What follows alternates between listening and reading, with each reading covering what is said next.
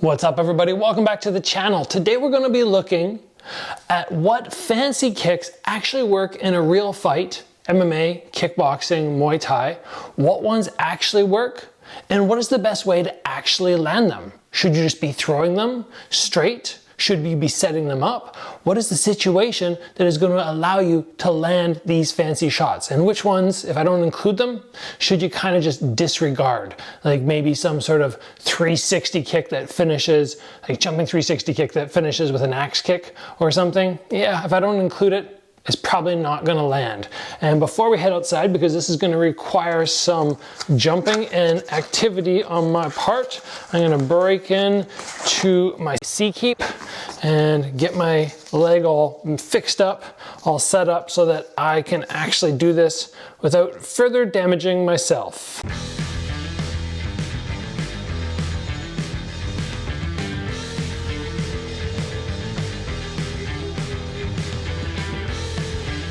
All right guys, we're outside for today's episode. The wind, it's blowing a little bit. We got lots of trees in the background. I hope that doesn't disrupt from the information I'm giving you.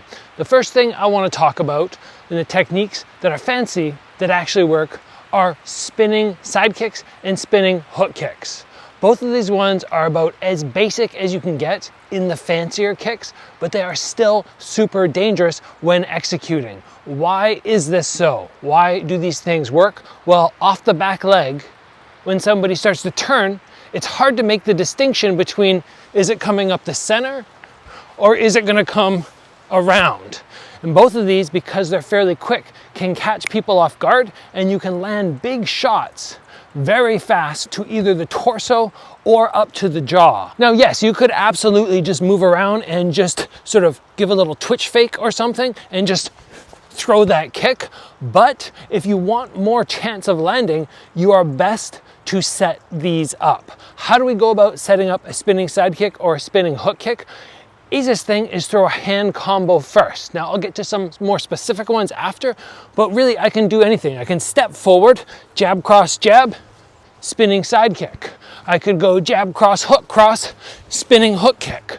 Both of these are going to distract the opponent and just sort of keep them busy and not necessarily see the spin come until it's a little bit too late. These spinning techniques, while slightly slower than just executing a hook, have tremendous power behind them. So sometimes very simply just getting them to land, even off the guard or off the forearms, if it's a body shot, is enough to lay somebody out.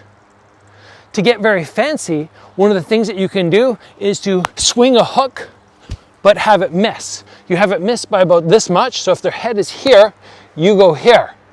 You use that lost momentum to ride into your spinning side kick, and you hope that their hand draws up to block that hook. You hit them with a big hook, and then you come a little shy and rotate into it.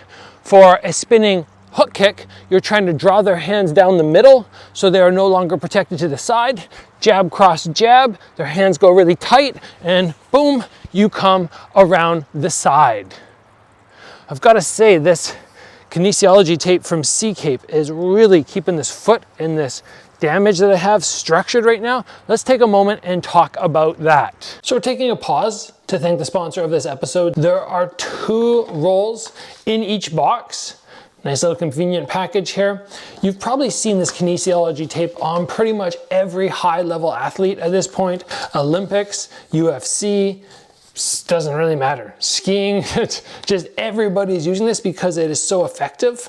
Just basically providing support for the body when you have a muscle or something like that that is broken down, you have a tendon that needs extra support, just basically giving your body a little extra love.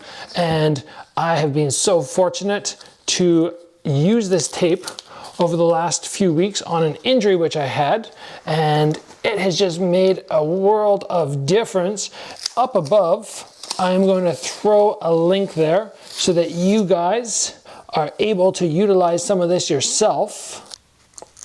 And what I'm really just looking to do here is give the body a little extra love, because let's face it, I beat it down all the time, and just giving it a little extra support in these moments where I'm like, you know what, I'm gonna go outside and do some fancy stuff, which I don't normally do for you guys. It's not part of my fight style. It seems smart.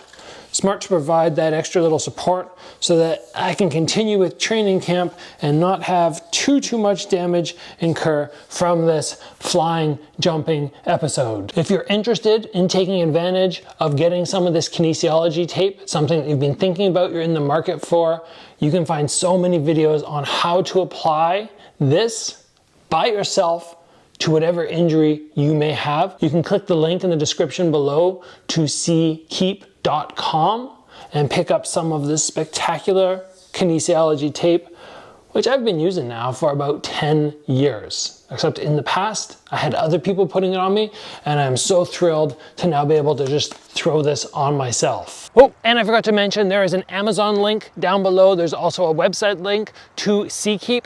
Both of those, if you use promo code Gabriel10, you will save yourself 10%. Now, let's move in to another fancy technique, which is a flying knee.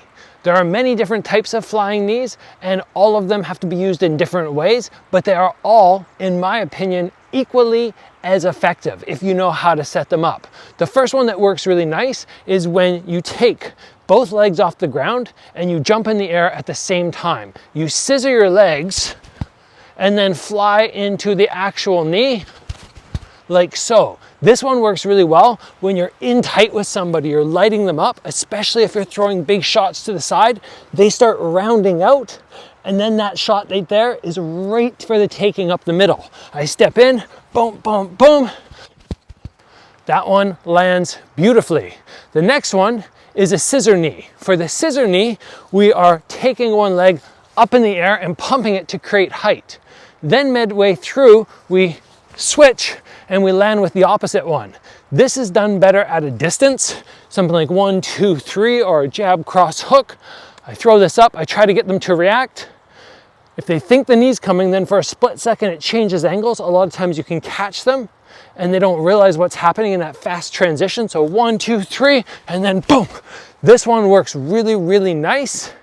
And you have to just make sure that you set it up. If you just throw it from a distance, probably does not work quite as well.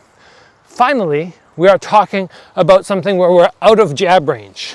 We jab, we distract, and then we lift one leg in the air and we pump off our standing leg to create all sorts of distance. Trying to get, catching up to this guy, bum, bum, bum, and then boom, right up to the head. All three of these knees, as you've seen in Glory, K1, UFC, Bellator, Karate Combat now, because they've added knees. They are all super dangerous and very effective ways to throw fancy techniques with the lower half of the body. Next up, we're talking about one of the fancier kicks that you will see. Now, a lot of the sports like capoeira, they have things like spinning hook kicks with your foot on the ground, or you can get into things like Van Damme where you do jumping, spinning hook kicks where you're mid-air flying. These ones don't work so well. What does actually work is a tornado kick. Or tornado kick is either a fake or a missed round kick. You use the momentum from that to come up and then do basically a scissor round kick while jumping. Slow, it looks like this. Why this works very well is the opponent, when he sees the round kick, he might back up. The round kick misses, but then if he freezes and plants instead of continuing to back up, that round kick, scissor jumping round kick, might come and land very flush. We don't see this one executed as much because yes, it does take lots of effort, but when it lands, it is pretty devastating. A little faster, we would come through 1, 2. Coming from the side, 1, 2. Setting this one up is basically, you need to make people very scared of this round kick.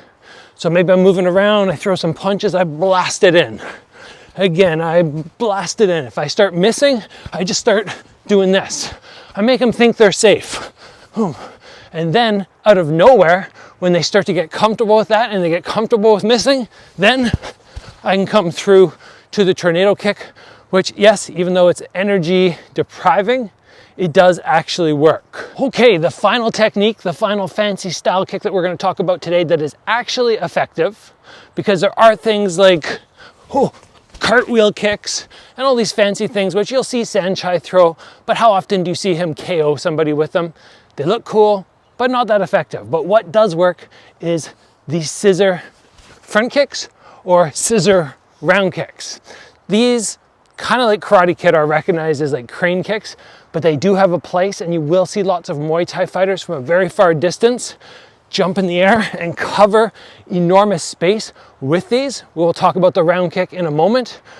The scissor front kick, and basically scare them. Boom. Scare them a number of times. They start backing up, they think they're safe, and then I jump and I can cover loads of distance. I'm not worried about going really high. You can go high, but you don't need to. This is more about covering distance and then choosing, do I want to go to body level or up to the head, just by lifting my knee extra high. If you want to do a scissor round kick, what I like to do is touch the thigh, I under rotate so that rotating to my other side is much easier. I touch, and then I jump, boom, boom. And if you get somebody who checks like this, who lowers their hands, they expose this side of the head, so then coming in and going boom, boom is extra easy. These are the techniques which I really like in terms of fancier ones, which are actually effective. Guys, I hope you enjoyed this episode. Be sure, if you have any injuries, to head down to those links in the description. Get yourself some C-Keep kinesiology tape. Use that promo code Gabriel10 to save 10%, and just take care of your body. It feels so great having it on. Injuries, they feel like they've diminished so much on that leg with these 2 simple strips of tape. That's all it takes. If you guys enjoyed the episode, give it a like. If you haven't already, please join the channel, get subscribed. I'll see you guys back here soon for another episode.